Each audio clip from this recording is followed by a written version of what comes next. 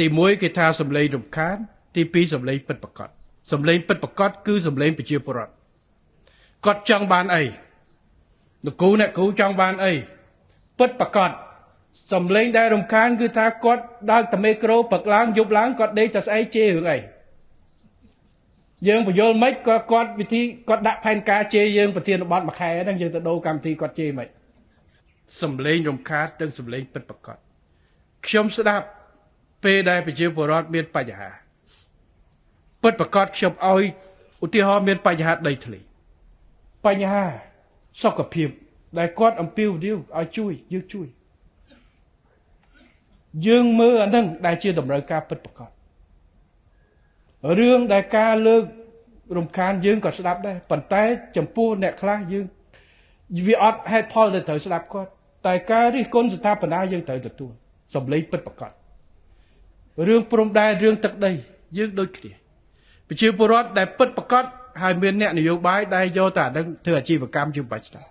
ប៉ុន្តែការគិតគូរនេះបានជាយើងពង្រឹងការចរចាព្រំដែនកសាងអភិវឌ្ឍព្រំដែនយើងរុញរាប់សិបឆ្នាំមកហើយមិនមែនទឹមស្រែកឆ្នាំនេះទេបាទយើងពង្រឹងកងទ័ពខ្ញុំនៅមូលដ្ឋានខ្ញុំពេលដែលនៅកងទ័ពខ្ញុំអត់សូវនៅប្រទេសនៅ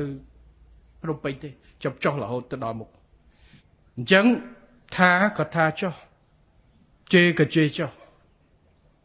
ប៉ុន្តែការពិតដែលយើងបានធ្វើហើយនឹងបន្តធ្វើ